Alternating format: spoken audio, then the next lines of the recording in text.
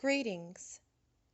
We are gathered here on of the Education Commission of the State's 50th anniversary.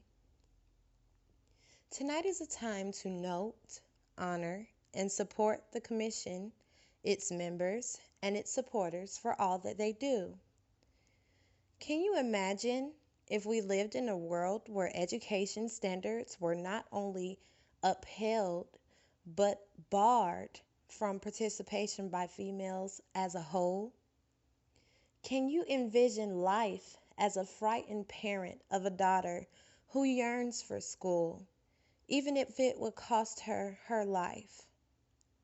Sadly, there are nations that practice these sorts of educational injustice and are often willing to murder those children and families who don't comply. My name is Darneishia Hammond, and a few months ago, I had the pleasure of studying a remarkable young woman for a paper that I was writing. This woman's story was so gripping and heart-wrenching that I knew I could never forget her. I reached out to her for an interview, and much to my dismay, she responded. We had the chance to sit down and discuss my paper, some of her experiences, and why she is such a die-hard advocate for educational rights. By the end of our conversation, I knew that she would be the perfect person to speak at the ECS's anniversary event. I called one of my contacts at the ECS and presented the idea, which she loved. Tonight, I have the pleasure of introducing you all to Miss Malala Yousafzai. Miss Yousafzai is an educational advocate who speaks and writes about increasing or enforcing educational rights throughout the world. Malala is from a town where civil unrest was a daily reality. In the turbulent political times, it became illegal for females to receive education. Malala and some of the other girls from her town would sneak and attend school.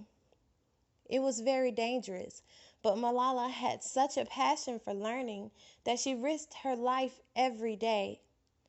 She began a blog via a representative where she explained the struggle for education in her hometown.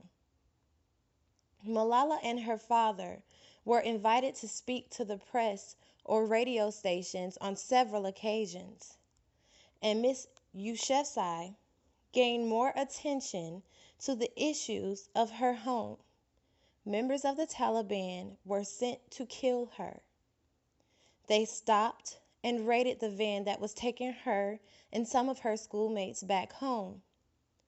2 other girls were shot before Malala was shot in the face and left for dead. Much to the doctor's dismay, Malala eventually made a full recovery, going on to advocate for educational rights from then on. It is through Malala's miraculous story that she has been given such an amazing platform to reach out to others about the importance of educational advocacy. Malala Yousafzai said in her Nobel Prize acceptance speech, "My great hope is that this is the last time that we must fight for the education of our children." The ESC shares similar hopes that Malala Yousafzai, which is why she has been invited to speak to us tonight. Please join me in welcoming the keynote speaker of the 50th Annual ESC Anniversary event, Miss Malala Yousafzai.